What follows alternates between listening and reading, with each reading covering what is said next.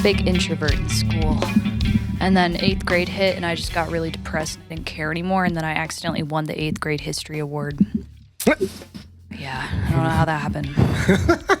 And then somehow I ended up being class president in 10th grade, and I was like, whoa, okay, this is a new era. You had to step outside your comfort zone, which I like doing. I don't like to be comfortable. You know, I don't like to just stay stagnant, get complacent. And, I want to try something that's going to push me, right? Character development. Especially when it comes to writing or something like that. I don't want to write about the same thing accidentally. I'm very critical on myself when it comes to that. Or if you are writing about the same thing, gotta disguise it in a way that, you can't really tell from the get-go. Because some people have a topic that they really like to talk about, and so that's just easy for them to, build a starting point from, I think. Yeah. For some people it's love, some people it's comedy, some people it's intellectualism. Connor? Autopoiesis. What does that word mean? Yeah, it's the word of the day. A biological term for self-perpetuation, for striving to sustain one's boundaries and extend one's influence over one's environment. I think it could probably help if somebody has a fixation on a certain topic or starting point, because then it can help them find their niche or establish their niche better, their audience. Yeah. But it's good to challenge yourself too. Yeah, especially vocally too.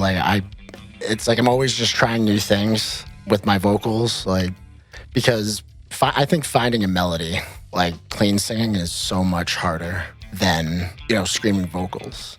As far as extreme vocals go, it's sound. It's not like a note. But even so, I look back at what we've done already, and I'm just I want to try something different. I don't want to be the same song, or same kind of cadence, or just sound boring or whatever. I don't know. There's this thing with some artists where I'll register that they use or they sing in the same tune or the same pitch all the time. And I'm like, okay, but can you push yourself to sing in a different way, Sure, you found your formula that works for you, but... Yeah. Get a good bass for sure. Yeah.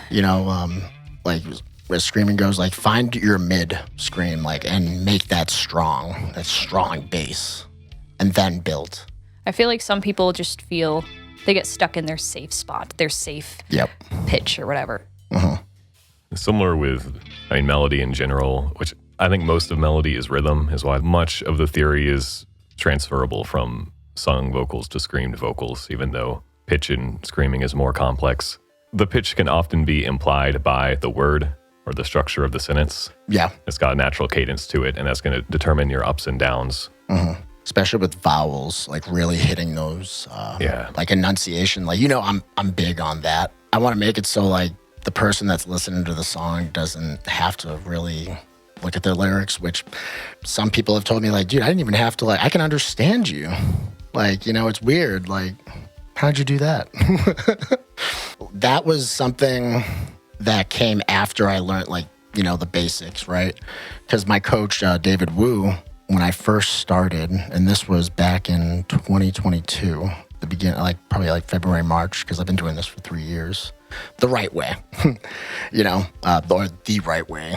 The healthy way. The healthy way, there we go. And at first, he's like, don't even worry about enunciation. Try to find your sound. And then when you start your vocal journey, you're going to rip off all of your idols. For me, trying to scream like Howard Jones back when I was 17 years old, bad idea. I hurt myself and I couldn't talk for, 2 weeks because of that. I didn't blow my vocal cords out. I didn't need surgery or anything, but that hurt. And I didn't want to repeat that. So starting off, because I really wanted to get back into screaming because it was just a piece of me that was missing, I found a coach and he started teaching me just the basics, your false chord. I'm a natural false chord screamer, right? That's because he's like, give me your best scream. That's how he analyzes it, so he knows where to start and how to work it, right? And I gave him my best scream. I thought I was a fry screamer. He's like, no, you're false chord all the way. And I was like, how? And the very basic false chord scream, think of asking a 13-year-old girl, take out the trash, and you get that, right? Yeah. You're activating those chords, those false folds. And then, you pretty much worked me up now. Keep getting more intense. Add some compression. Some, like, get more intense. When you say compression, I'm uneducated. What do you mean by that? So compression is when the muscles in your throat, right? They're kind of stopping the air. I may be wrong about this, but this is what I think it is. It's like, imagine the air just being stopped and being forced to go through. Like constricting the airflow. Yes, constricting it. Like, so a good example, like I like to do the vowel sounds, like the You see how I cut off the air right there? Yeah. Like just stopping it. That's cutting off that airflow, so the sound's stopping, if that makes any sense. It does, yeah. So when you're wanting to compress, you don't want to over compress because you can really hurt yourself. But like, think of like a guttural, right? Like your most basic one, like putting your tongue to the top of your teeth. That's not really a whole lot of compression. It's more of a gentle push. It's like a filter.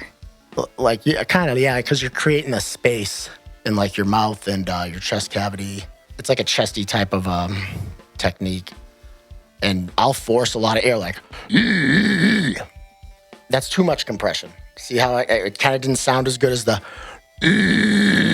Yeah.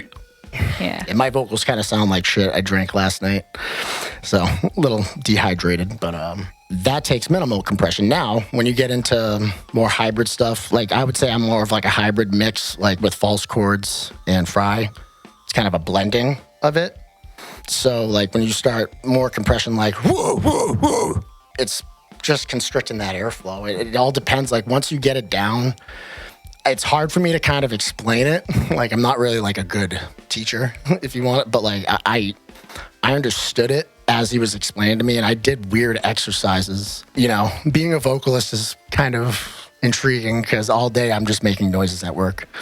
Yeah, it's like 90% sounding really goofy or bad so that when you're on stage or in the studio, you can sound great. And that's so funny that you mentioned that because some of the people I work with, when they come to see me and they know I do that shit all day. And I'll just be sitting there, wop, wop, wop, like doing throat singing or something like that, which also is very good for your, false chords and stuff like that. Throat singing that can help you really build up a nice little bassy tone. But yeah, learning compression, doing these weird exercises. Like I would grab my guitar amp and he'd be like, now make like a sound, like and what it basically was, it was finding that spot in like when you're making that noise, where do you feel it? And then intensifying that, It was really interesting, and I am fascinated just by it because everybody's different. So it's really just all experimentation after you get your basics down, That's really interesting that you bring up like how it feels in your body, because I don't remember what her name is, and I hate that, but she's a deaf singer. And every morning she wakes up and she has like a tuner on her phone. And so she sings a note and she finds the note and she can find it, and then she'll mark it on her throat or her body where she feels it based on what the tuner is telling her. And so it's really interesting because it's like another way for her to like find that, but she can't hear herself. Yeah. And it ties into what you're saying. Like you got to find where it is and then push that. Mm-hmm. And that was just another interesting thing because like going back to ripping your idols off, right? He's just like, stop worrying about, how other people sound, because the way you hear it in your head, and that's interesting that you brought it up, like it just sounds like noise bouncing around in your head. The way my scream sounds, like watching myself scream, I'm just like, whoa, it doesn't sound like that. In my head, it doesn't. It's just bouncing around in there. So he's like, don't worry if you sound good or not. Just make sure your technique is good. And bringing in projection, that's just another thing too. And not trying to be as loud as you possibly can be, because that's where, you can really hurt yourself is, focusing on the wrong things. Especially with certain types of screaming, like fry screaming, a lot of the time it's you really need to pay attention to how it feels start at a comfortable volume, and then it's like the shape of your mouth is how you get that projection. So if you were to take a picture of your, for a fry scream, so think of your vocal cords. So a fry scream is like, imagine doing a raspberry. Like, you know what I mean? Like compression, like comes in a lot for fry screaming. So imagine your vocal cords are just like this. Pretty much, it had nothing to do with volume. Volume goes out the window. So does a little bit of enunciation. And it's like, yeah. See how it's like kind of stopping? You're closing. You're snapping your vocal cord shut. Yeah. Like, I can't do it right now, but it's really interesting. And like, after learning, I had a lot more respect for extreme vocals. And it kind of sent me down this path, man, of just like trying to find different sounds.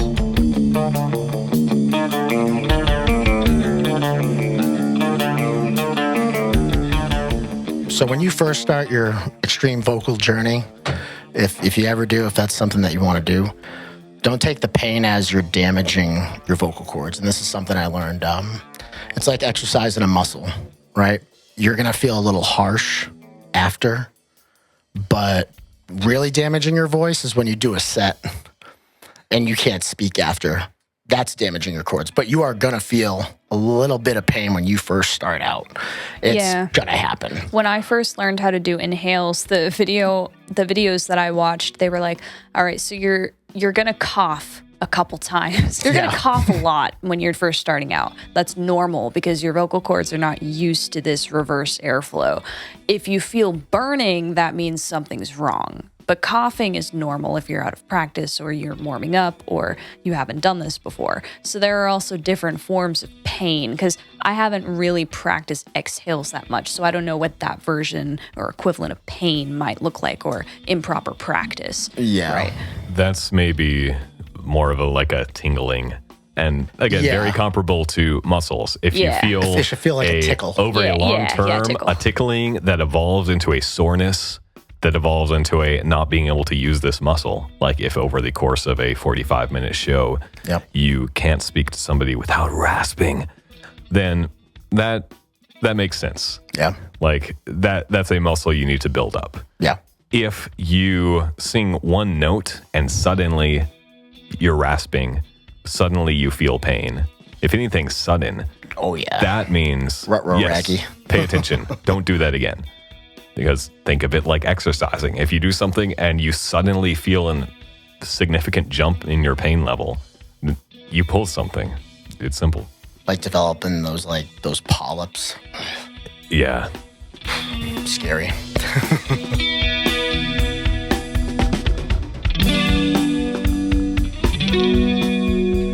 So what I am curious about, because I've gotten mixed reviews in the past, whether my high scream is a fry scream or a false chord, because I mostly studied fry screamers, Matt Sanders, Johannes Eckerstrom. I think they both do fry.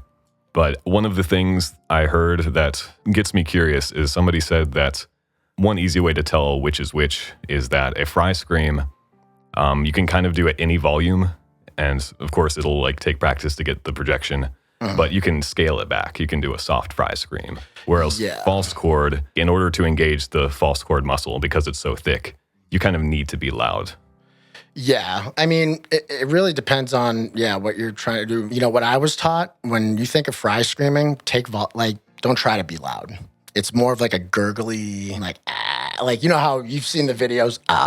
It's distinct, but it's related to that. The grudge sound, just take that up, intensify it. Yeah, and how I like to look at it now, this is something new that I learned probably a year ago. A lot of people want to be like, oh, I'm going to do a fry scream here, or I'm going to do a false scream right here. I kind of just stopped doing that, and I just started doing whatever felt comfortable in the moment and felt natural. Now, I don't think I'll ever be a pure fry screamer, just because, like I said, I was a natural false chord screamer. I had to unlock the fry scream, and it took a long time to do that. It took about 5 months. But then, once I found out that you could blend it together, it sounded so much more brutal. So I kind of just put that all away. I'm going to do a fry scream right here that sounds sick, But it's, honestly, I just do what feels natural at that moment and add a little bit of emotion, because you don't want to add too much emotion to things, especially if you're playing live, which I'm a huge violator of, because I I perform very violently, and it's, I wear my emotions on my sleeve, man. I'm a very emotional person, so that's hard to do. But you got to be careful with that stuff. I'll also just throw out, as a studio engineer, I encourage people to put in more emotion than they think necessary on recording, because live, you have that physical presence. Yes. They can see you. They can interact with you in the room. Whereas if you're in the studio, they don't get any visual cues, just the whole effective experience of being at a show. There's so much more energy that you need to make up for on recording. That's why vocalists do it way more intense than you think. It's the studio, so you can... Yeah, technique goes out the window. Just get it right and then massage your throat for a few days. Bassists, hit your strings harder. Yep. Drummers, hit your shells harder. Hit your cymbals softer, though. Dude, I remember the last day that we recorded the EP, my vocals were gone. Literally, because I put so much... There was so much pain in the last couple of songs that we did. I remember, man, when you wrapped it up, man, you're like, oh, that's it, that's a wrap. I remember fucking just bawling, in front of everybody. I didn't even care. I was just like, that's crazy. I kind of stepped outside my comfort zone again. We go to that comfort zone thing. Yeah. And I felt so vulnerable, but man, was it such a release, man. But I really couldn't speak because, my vocals were shot. I put so much... And you pushed me too, and that's what I like. That's why I like working with you, man. You bring something out of me.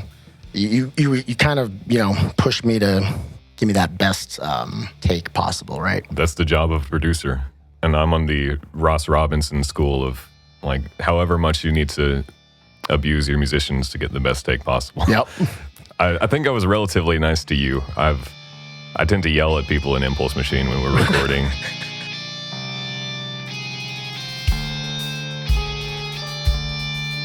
I wanted to jump in and talk about the stage performance and delivery versus studio. One of the big things holding me back from performing live is I'm a perfectionist and an idealist. So I'm like, oh man, I can't deliver exactly how the recording sounds and I can't replicate it perfectly. And that pisses me off. But someone brought up the fact to me where they were like, well, that's why when you perform live, you can improv. And again, what Connor said, you're there physically. So that adds another level of depth to the performance, to the music. So, you don't need to worry about that as much. Sure, you should still aim to perform the best that you can. Yeah. But you shouldn't hold yourself to this idea that it's going to be perfect and the exact replica of how the song sounds. And you'll just drive yourself nuts. Go up there thinking that. Honestly, just having fun up there. If you were to see us live, we sound so much different live, and I think it sounds cool. I even sing my songs. The songs I recorded, I wish I could record them again today, because the way we do them now and the way I sing them, completely, not so different, but it's another level of emotion. Like you said, being there physically, they are seeing the pain, the emotion, and sometimes I fuck up. I mess up, and honestly, those little mistakes, I'm happy people could see that, because we're human, right? And it just adds something different to the whole atmosphere. We improvise, like you said, different parts. We try new things. That's the cool thing about it. I don't want to sound exactly like the record. Absolutely not. I want it to be a different experience when they're there. They're going to see, that side of me. I want them to feel it. Yeah. And what's interesting to see, again, speaking more from the production side, to start with, I strongly believe that the live performance and the recording are completely different mediums. Oh, yeah. And so I'm just as strongly encourage artists to not try to exactly recreate the record live, but also say don't try to recreate your live show exactly on record. This is why I think it's important to, again, push for a more intense delivery. I love vocal overdubs, doubles, harmonies. Yeah. Even if you can't pull it off live, why do you need to? They're different things. Again, you've got the physical presence, the energy of the room live, and you need to make up for that. Yeah. But there's also this phenomenon of bands who practice together, play live, then come into the studio, record their stuff. And as it's recording, it's going through this sort of transformation because you're trying to get the most, like a really intense take, something that represents not the mean average, but like maybe the mode average. I don't know. Something that both represents all the ways you could take the song, collapses it into one take, but doesn't sacrifice any of the intensity. It's not like a dulled down version. But then once you go out to play live again, instead of this original abstract image of the song, you've got a piece of media that's out there in the world that is the new heart of the song, and you can take that and explore all sorts of new directions from that. That's crazy. And like, in you talking about like the harmonies and stuff, like Zeke started joining in as far as doing backing vocals. Like, you know, a few shows ago we started doing that, and even Mark doing more screams now, backing me up. But like, you're right, it's different. Like, you're not gonna get the harmonies, the same exact harmonies that we recorded, but like I can carry it, and you know, like I just improvise that part and kind of do something a little different that carries it in a different way and gives you that like, wow, dude, like, but like my goal when I'm performing is to have people's jaws on the floor. Yeah. You know, like standing there in awe, like that right there, like at the White Rabbit, for the EP release show, bro, like I couldn't see anybody because that light was in my face, but I saw silhouettes, and everyone was just standing there, just watching, kind of just like, whoa, like, you know. And I was like, yeah, man, I love that. It's better than any drug on the planet.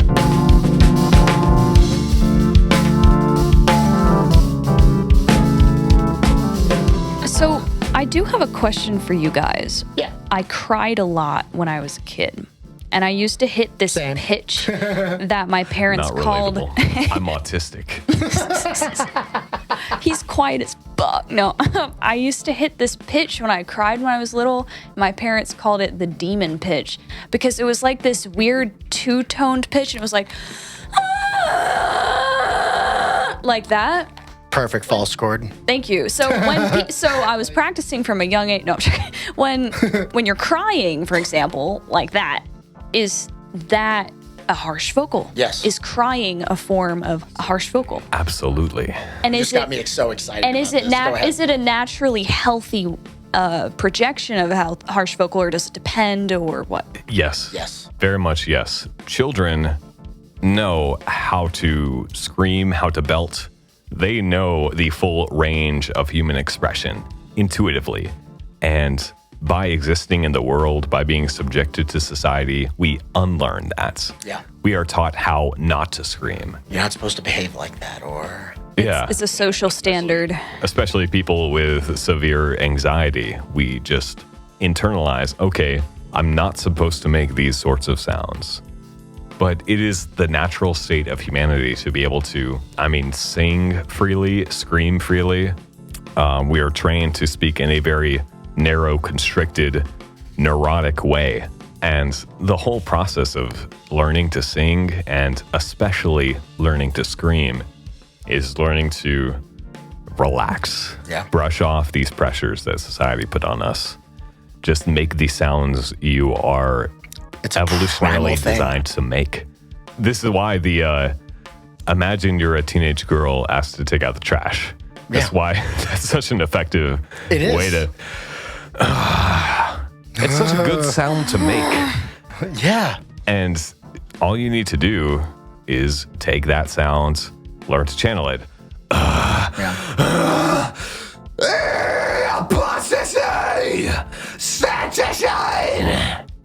It's easy. Every child knows how to scream. Dude, you're not lying, because like even an infant, think of a baby, right? Think of an infant annihilator.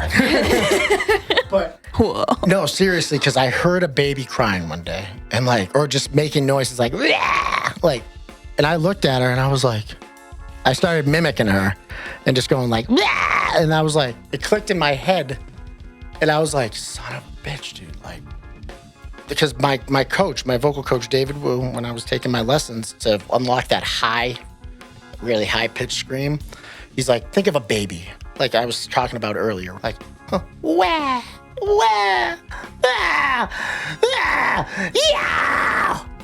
Like, it's the purest form of screaming.